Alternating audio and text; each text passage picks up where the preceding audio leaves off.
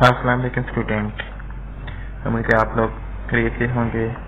आज हम स्टडी करेंगे lecture number 10 limit and computational technique कि हमने लिमिट फाइंड करने के लिए इसके ऊपर कौन सी टेक्निक यूज करेंगे कि हम लिमिट फाइंड कर सकेंगे। इससे पहले हमने क्या स्टडी किया है कि हमारे पास लेफ्ट हैंड साइड लिमिट क्या होती है, राइट हैंड साइड लिमिट क्या होती है, लिमिट कैसे एग्जिस्ट करती है, कैसे एग्जिस्ट नहीं करती।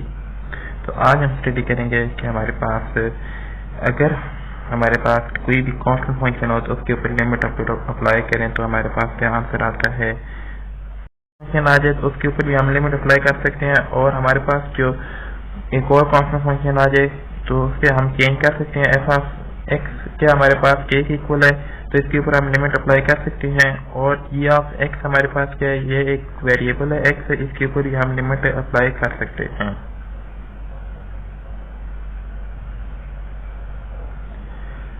तो नेक्स्ट आप देखें हमारे पास कुछ कांस्टेंट फंक्शन है। देखिए यहाँ से क्या था कि हमारे पास एफ ऑफ एक्स था, हमारे पास एक कांस्टेंट फंक्शन हमने कहा था।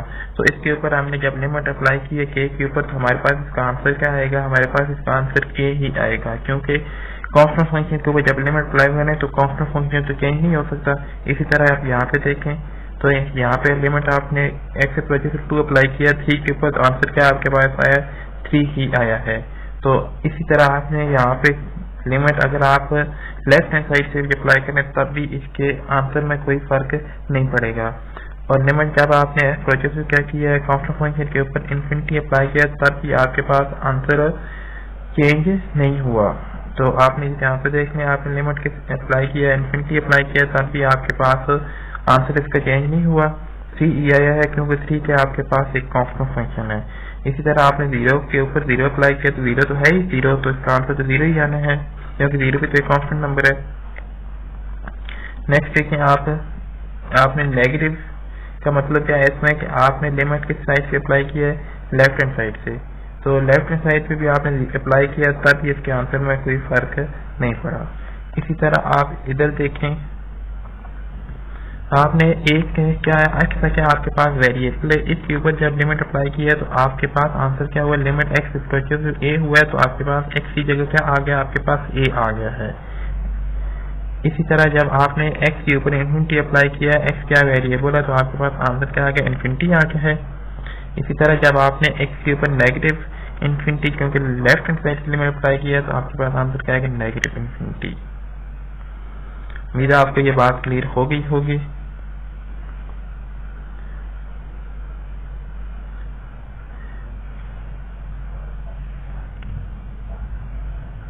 नेक्स्ट हमारे पास इसी तरह कुछ कांस्टेंट फंक्शन की एग्जांपल है कि आप देखें यहाँ से हमारे पास y equal to F of X है इक्वल टू के, तो है ये कांस्टेंट फंक्शन, तो इसकी वैल्यू क्या आएगी, हमारे पास चेंज नहीं होगी।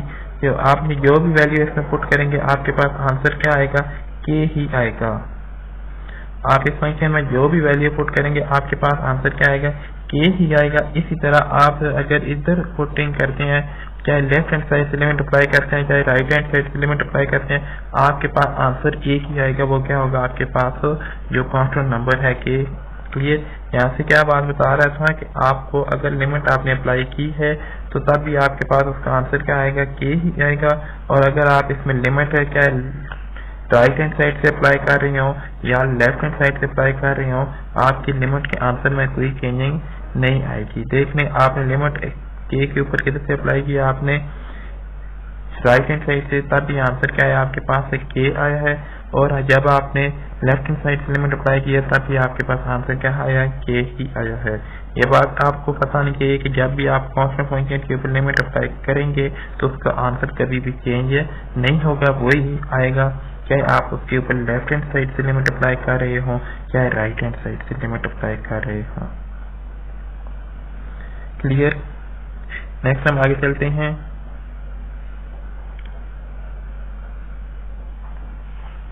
नेक्स्ट अब आप ये देखें, ये आपके पास एक स्ट्रेट लाइन है। स्ट्रेट लाइन का क्या मतलब है कि जो वैल्यू x की होगी वही आपके पास y की वैल्यू होगी। तो x की वैल्यू जब आप 1 रखेंगे y की वैल्यू भी क्या आएगी, 1 1 इधर आ जाएगी। जब x की वैल्यू आप 2 रखेंगे y की वैल्यू भी आपके पास 2 2 आ जाएगी, इधर आ जाएगी। इसी तरह x की जो भी वैल्यू होगी आपके पास y की वो वैल्यू होगी।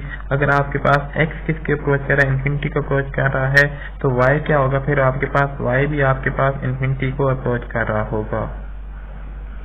क्लियर। इसी तरह हमारे पास x जब आपके पास नेगेटिव इन्फिनिटी को अप्रोच कर रहा होगा तो उसकी लिमिट क्या होगी, आपके पास नेगेटिव इन्फिनिटी की तरफ जाएगी, तो वो आपके पास की लिमिट इस तरह से एग्जिस्ट कर रही होगी।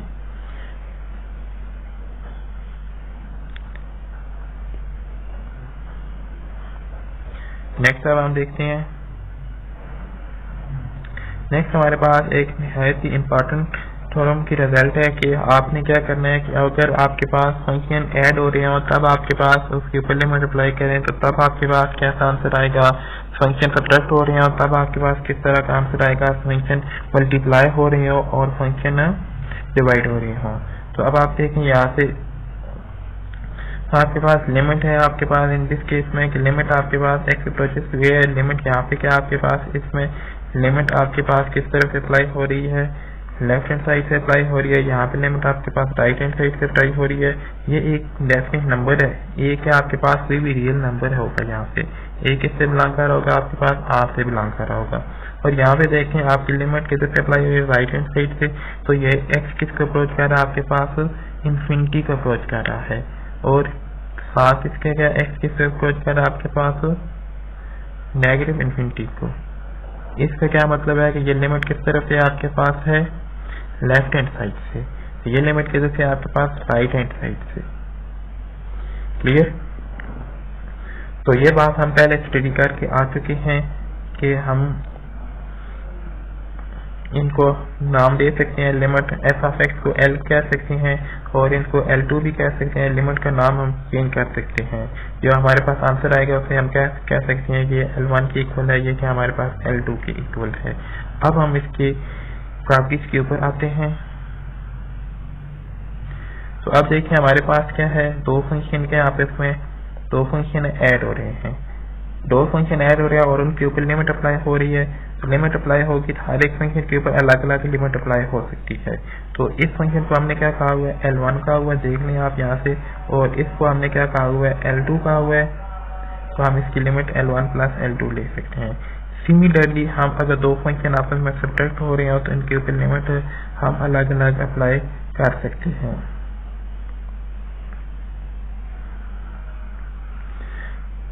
तो यहाँ से इसकी लिमिट क्या आ जाएगी, L1 माइनस L2। इसी तरह दो फंक्शन अगर आपके पास मल्टीप्लाई हो रहे हो तो तब भी हम लिमिट अप्लाई कर सकते हैं उनके ऊपर अलग अलग।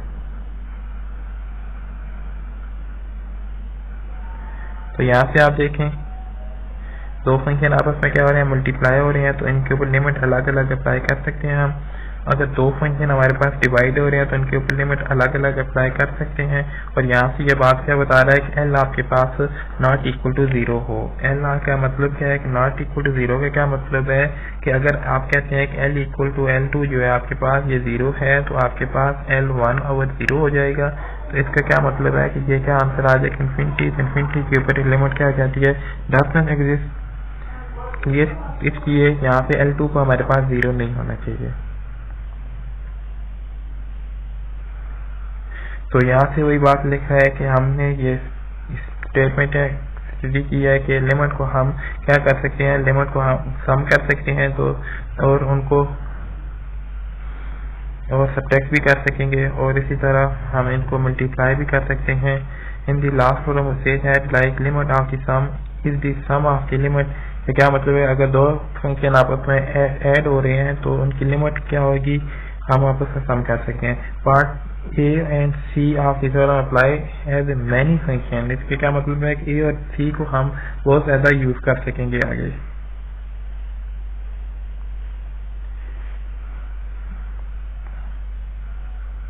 नेक्स्ट आप देखें इसने ये जो बात की है कि हम यहाँ पे क्या थे हमारे पास, यहाँ पे हमारे पास जो पार्ट A और C की बात कर रहा हूँ। A और C में देखें हमारे पास A में क्या थे, दो फंक्शन थे और C में भी क्या थे, हमारे पास दो फंक्शन थे। तो यहाँ से हम दो से ज्यादा फंक्शन के ऊपर भी ये फंक्शन अप्लाई कर सकते हैं कि हमारे पास 3 फंक्शन आ जाए तो उनके ऊपर लिमिट अप्लाई कर सकते हैं। कुछ इस तरह से मैं कह देता हूँ कि आपके पास क्या होगा, मैं कहता हूँ इधर एफ जी और मैं कहता हूँ यहाँ पे क्या है, मेरे पास एच भी है, एच ऑफ एक्स भी है, तो इसके ऊपर भी लिमिट अप्लाई करूंगा तो क्या आ जाएगा L1 plus L2 plus L3। Clear, ये वाली बात यहाँ पे कह रहा है। इसी तरह हमारे पास 4 फंक्शन भी हो सकते हैं, 5 भी हो सकते हैं। तो इन जनरल हमने यहाँ पे क्या डिस्कस किया है, यहाँ पे n फंक्शन होंगे। आप यहाँ से देखें, यहाँ पे क्या है, n फंक्शन होंगे, इनके ऊपर लिमिट हर एक के ऊपर अलग अलग अप्लाई होगी। तो ये क्या आ सकते हैं हमारे पास, इसका आंसर क्या आ जाएगा हमारे पास, इसका L1 प्लस, इसका आंसर हमारे पास ये भी आ सकता है L1 plus L2 plus L3 plus up to Ln। Clear. इसी तरह अगर हमारे पास क्या हो, फंक्शन आपस में मल्टीप्लाई हो रहे हो तो तब भी हम इसके ऊपर लिमिट अप्लाई कर सकते हैं। देख लें यहाँ पे फंक्शन आपस में मल्टीप्लाई हो रहे हो तो इनका हमें लिमिट क्या कह सकते हैं हम, कि लिमिट क्या हमारे पास f ऑफ x की power n equal to limit f of x की पावर होल n। चाहे हम पहले लिमिट अप्लाई करें या बाद में लिमिट अप्लाई करें, हमारे पास आंसर क्या आएगा, इसका सेम आएगा। क्लियर, कि हमारे पास ये फंक्शन क्या है, अब f ऑफ x की पावर n लिखा हुआ है, ये वाली जो बात लिखी है आप देखें, जब n को आप 1 रखेंगे तो क्या आंसर आएगा आपके पास, f ऑफ x आएगा, और जब आप n को 2 रखेंगे तो आपके पास क्या आंसर आएगा, इसका f2 ऑफ x आ जाएगा। इसी तरह जब आप n को क्या रखेंगे, 3 रखेंगे तो f ऑफ 3 ऑफ x आ जाएगा। तो इसकी होल पावर अगर ले लें या इसको अलग अलग लिमिट अप्लाई करें तो आपके पास आंसर क्या आएगा, सेम आएगा।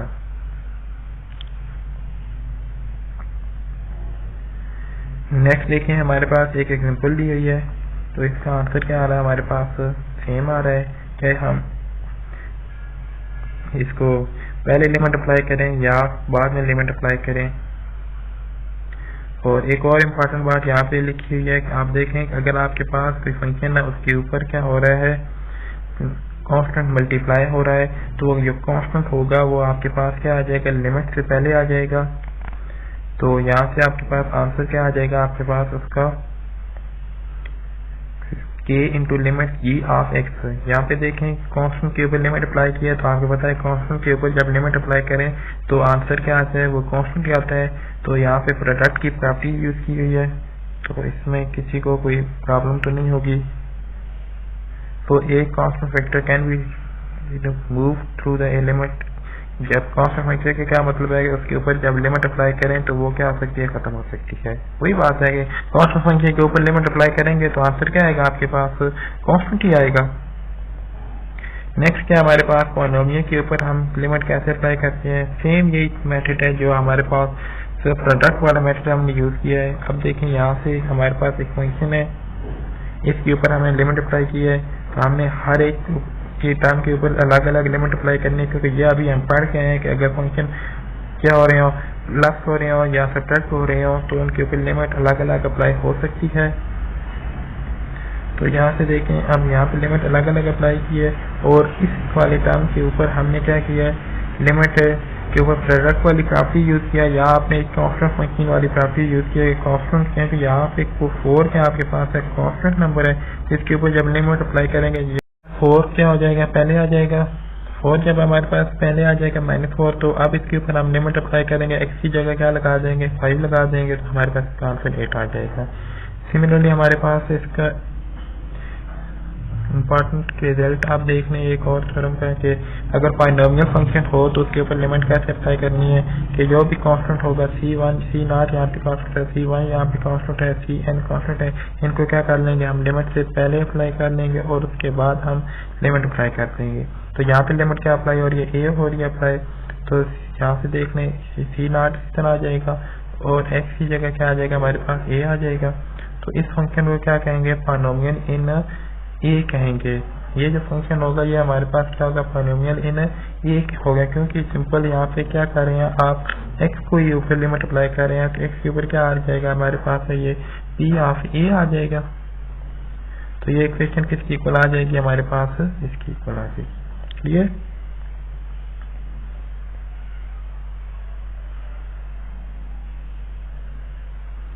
नेक्स्ट हमारे पास अगर हमारे पास लिमिट एक्स अप्रोचेस टू, इसमें देखें कि आप इसके ऊपर लिमिट अगर हम अप्लाई करेंगे तो इसके ऊपर हमारे पास जब लिमिट एक्स अप्लाई, इसके ऊपर जब हम लिमिट क्या अप्लाई करेंगे, एक्स अप्रोचेस टू 0, तो इसका आंसर क्या आएगा, इन्फिनिटी आ जाएगा।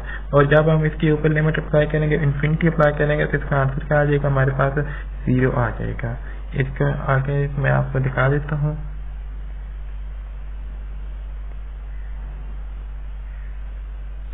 यहाँ से देखें आप, इस फंक्शन के ऊपर जब limit X approaches to 0 apply हुई है राइट साइड से, तब भी आंसर 0 आया है। जब लेफ्ट हैंड साइड से भी आपके पास नेगेटिव इन्फिनिटी, और जब लिमिट इन्फिनिटी अप्लाई किया तो आंसर क्या आया, 0 आया है।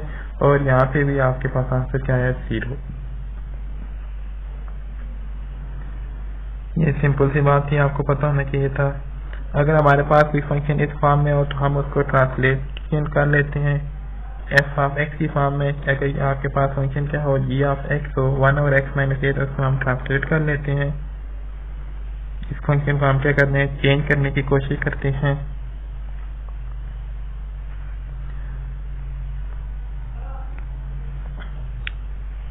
नेक्स्ट आप देखें हमारे पास कुछ पॉलिनोमियल हैं, इनके ऊपर मतलब कि ये ग्राफ हैं। ये हम पहले भी स्टडी कर चुके हैं ग्राफ वाले फंक्शन चैप्टर में, कि हमारे पास ये क्या स्ट्रेट लाइन है, ये क्या हमारे पास पैराबोला है, और ये हमारे पास क्या है, एक Y equal to X cube की एक ग्राफ है। तो ये भी इसमें जो पॉइंट पुट करते जाएंगे तो आपके पास ये ग्राफ इस तरह बनता जाएगा। और ये भी स्ट्रेट लाइन है, अभी हम पहले भी डिस्कस कर। हमारे पास एक एग्जांपल है। अब इसमें देखें आप, लिमिट जब भी इन्फिनिटी अप्लाई होगी इसका आंसर क्या आएगा, आपके पास इन्फिनिटी आ जाएगा। और इसमें जब लिमिट आप अप्लाई करेंगे तो यहाँ से देखें माइनस इन्फिनिटी क्यों है, क्योंकि यहाँ पे जो कांस्टेंट बच रहा है वो क्या है, नेगेटिव बच रहा है, इसलिए यहाँ पे इसका आंसर क्या आएगा, नेगेटिव इन्फिनिटी आएगा। और इसका आंसर क्या होगा हमारे पास, ये तो एक कैलकुलस का इंटरनल रिजल्ट है, तो इसका लिमिट क्या होगी हमारे पास, 0 होगी। और इसकी भी लिमिट क्या होगी हमारे पास, 0 होगी। ये आपने याद करने होंगे ये दोनों रिजल्ट।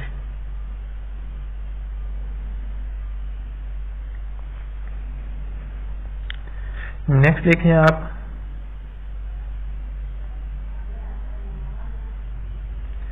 ये वही बात है पहले हम स्टडी कर चुके हैं। आप देखें लिमिट इम्पोर्टेंट हमारे पास क्या है, कि लिमिट अगर हमारे पास क्या हो, किसके ऊपर अप्लाई हो रही है, रेशनल फंक्शन के ऊपर लिमिट आप अप्लाई हो रही हो, तो तब हमारे पास हम इसको कैसे सॉल्व करेंगे।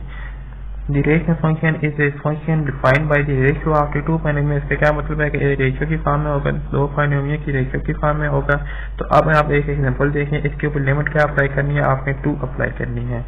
तो एक तो सिंपल सी एग्जांपल है, इसके ऊपर हम डायरेक्ट लिमिट अप्लाई कर देंगे, x की जगह 2 पुट कर देंगे, तो इसका आंसर क्या आ जाएगा हमारे पास, नेगेटिव इंटू 44 आ जाएगा।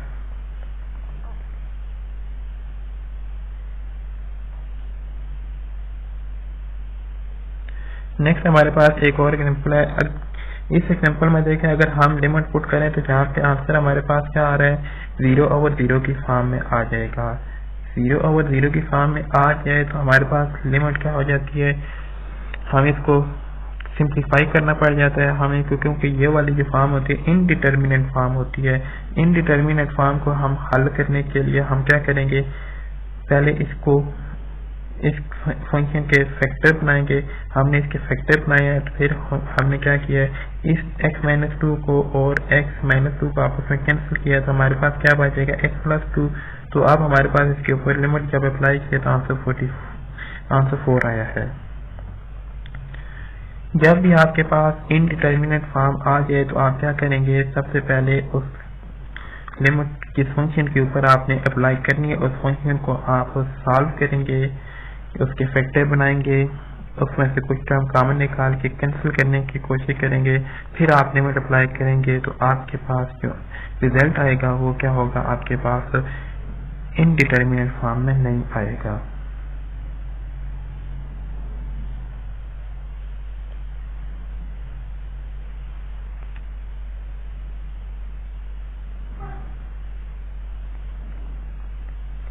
नेक्स्ट है हमारे पास लिमिट में भी इन्फिनिटी प्लस में क्यों आती है और लिमिट में भी नेगेटिव इन्फिनिटी में क्यों आती है, और लिमिट आपके पास वन साइड क्या होती है उसमें आपके पास प्लस इन्फिनिटी क्यों आती है और नेगेटिव इन्फिनिटी क्यों आती है।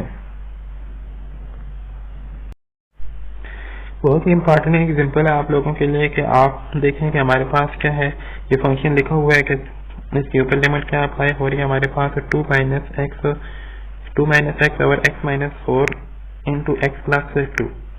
तो इसके ऊपर लिमिट जब अप्लाई होगी तो आप देखें कि इसमें आंसर हमारे पास इन्फिनिटी तो आ ही रहा है, हमें पता है कि इसका आंसर क्या आ रहा है, इन्फिनिटी आ रहा है, क्योंकि यहाँ पे ये वाली टर्म आपस में कैंसिल नहीं हो रही, इसमें से कोई भी ऐसी टर्म नहीं है जो आपस में कैंसिल हो जाए। क्लियर। तो इसका अब आप देखें कि इसका आंसर आपके पास नेगेटिव इन्फिनिटी क्यों आएगा। देखें आप इसके ऊपर जब लिमिट पुट करेंगे तो आपके पास क्या आएगा answer, 2 minus 4 over 4 minus 4 into x into 4 plus 2। तो ऊपर से देखें आपके पास क्या आ रहा है, नेगेटिव 2 ओवर 0 इंटू चले 0 आ जाएगा। तो अब यहाँ पे देखें ये साइन आपके पास क्या बच रहा है, negative infinity, negative into 2 over 0 क्या आ जाएगा आपके पास, इन्फिनिटी। तो ये क्या आ जाएगा आपके पास, इस लिमिट का आंसर क्या आ जाएगा आपके पास, नेगेटिव इन्फिनिटी आ जाएगा। क्लियर। तो आप इसमें क्वेश्चन के आपके पास एग्जाम्पल का आंसर यहाँ से देख लें। तो यहाँ से इसका क्या आपके पास रिजल्ट इसने बताया हुआ नेगेटिव इन्फिनिटी आता है। उसके बाद देखें आपके पास एक और एग्जांपल है कि limit of the rational function x goes to negative infinity and positive infinity. कहता है कि अगर आपके पास लिमिट अप्लाई कर रहे हो आप पॉजिटिव इन्फिनिटी और नेगेटिव इन्फिनिटी, पहले क्या था आपके पास कोई नंबर था कि वो अप्रोच कर रहा था कि आपके पास x किसको अप्रोच कर रहा है, 2 को अप्रोच कर रहा है, 4 को कर रहा है, 3 को कर रहा है। अब कहता है कि अगर आपके पास नेगेटिव इन्फिनिटी आप x अप्रोच कर रहा है या पॉजिटिव इन्फिनिटी अप्रोच कर रहा है, x क्या आपके पास क्या है, तो या तो नेगेटिव है, x क्या कहता है कि आपके पास इन्फिनिटी किसको अप्रोच कर रहा है, नेगेटिव इन्फिनिटी, या x किसको अप्रोच कर रहा है आपके पास पॉजिटिव इन्फिनिटी। तो आप क्या करेंगे इसमें कि आप जो आपके पास इसकी हाईएस्ट टर्म होगी वो ले लेंगे, तो उसके ऊपर आप क्या कर लेंगे, उस लिमिट अप्लाई कर लेंगे। देखें आपके पास आपके क्या ये क्वेश्चन है जी, ये वाला फॉर्म दे लें, इसके ऊपर क्या लिमिट अप्लाई हो रही है, नेगेटिव इन्फिनिटी अप्लाई हो रही है, नेगेटिव इन्फिनिटी अप्लाई हो रही है। तो आपने क्या करना है, आप देखें कि आपने इसमें क्या काम करना है कि सबसे हाईएस्ट पावर x की क्या है, इसमें x क्यूब है, x क्यूब है। आपने क्या करना है, नोमिनेटर और डिनोमिनेटर को क्या कर देना है, x क्यूब के ऊपर डिवाइड कर देना है। एक्स क्यूब के ऊपर जब आप इसको डिवाइड कर देंगे, देखिए आपने एक्स क्यूब के ऊपर इधर भी डिवाइड कर दिया है, इधर भी डिवाइड कर दिया है, इधर भी डिवाइड कर दिया है और इधर भी डिवाइड कर दिया है। क्लियर। तो यहाँ से आपके पास ये वाली टर्म आपस में कैंसिल होंगी, तो क्या आ जाएगा आपके पास 4 over x minus 1 over x square आ जाएगा। जब ये आपस में कैंसिल होंगी तो ये वाली आपस में कैंसिल होंगी, तो क्या आ जाएगा 2 माइनस 5 ओवर एक्स की पावर 3। तो यहाँ से अब आप इसके ऊपर लिमिट जब अप्लाई करेंगे, तो ऊपर जब आप लिमिट अप्लाई करेंगे इस फंक्शन के ऊपर, तो आपके पास आंसर क्या आ जाएगा, 4 ओवर इन्फिनिटी क्या आएगा आपके पास 0, माइनस 1 ओवर इन्फिनिटी क्या आ जाएगा आपके पास, ये भी 0 हो जाएगा, ओवर 2 माइनस 5 ओवर इन्फिनिटी क्या आ जाएगा आपके पास 0 आ जाएगा। इसका आंसर क्या आ जाएगा आपके पास 0 ओवर इन्फिनिटी। आंसर इसका क्या आ जाएगा आपके पास infinity over 2 over infinity 0 answer आ जाएगा इसका। देख लें आप यहाँ पे लिमिट पुट करने के बाद उसका आंसर क्या आएगा आपके पास 0। नेक्स्ट क्या हम ये तो आपने एक क्या किया, हमने नोमिनेटर और डिनोमिनेटर को डिवाइड करने के बाद सॉल्व किया है। नेक्स्ट कहता है कि इससे और अगर हम जल्दी रिजल्ट लेना चाहें तो हम क्या करेंगे, हम ये काम करेंगे कि जो हमारे पास हाईएस्ट पावर होगी हम वो ले लेंगे और उसके ऊपर लिमिट अप्लाई कर देंगे। अब देखिए हमारे पास क्या है, इसमें देखें हमारे पास ये कोई इक्वेशन है कोई भी, तो अब इसमें क्या करेंगे हम, इसमें जो हाईएस्ट पावर ऊपर वाली होगी और जो नीचे वाली हाईएस्ट पावर होगी उसके ऊपर लिमिट अप्लाई करेंगे और बाकी टर्म को हम क्या करेंगे, इग्नोर कर देंगे। तो अब जो ऊपर वाला क्वेश्चन हम इसी मैट्रिक्स से सॉल्व करते हैं। देखें आप क्या किया, यहाँ से यही कोई क्वेश्चन है, लिमिट ऑफ इन्फिनिटी अप्लाई हो, ये उस फॉर्म में होगा या तो आपके पास लिमिट प्लस इन्फिनिटी में हो या नेगेटिव इन्फिनिटी में हो। अगर आपके पास कोई और नंबर है तो उस तरह आप ये काम नहीं कर सकेंगे।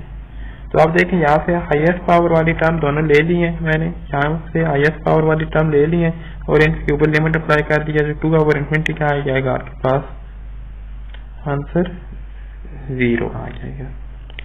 क्लियर।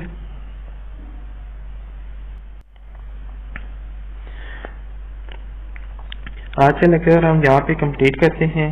जिन स्टूडेंट ने अभी तक मेरा चैनल सब्सक्राइब नहीं किया वो चैनल को सब्सक्राइब कर लें और बेल आइकन को क्लिक कर दें। अल्लाह हाफिज।